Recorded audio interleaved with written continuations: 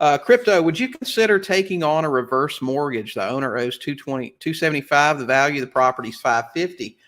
Well, crypto, I'll tell you, we've covered this several times, and a reverse mortgage is actually the only type of property that I would not consider sub 2. Now, the only exception to that is going to be in, let's just say this case here that you're talking about.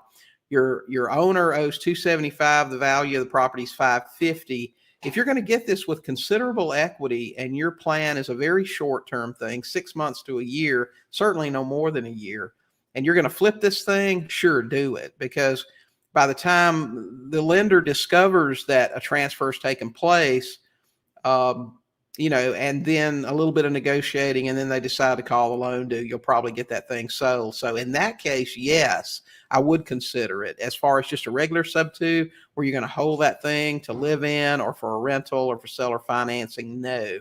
Because the difference with a reverse mortgage is they actually send inspectors out once or twice a year to knock on the door and interview the occupant and make absolutely certain that the occupant is the person on the mortgage. So, and then they're pretty strict on that. So if they determine that they've sold the house or they're renting it out or they've moved out, then they're going to call that loan due. So you don't want that to happen.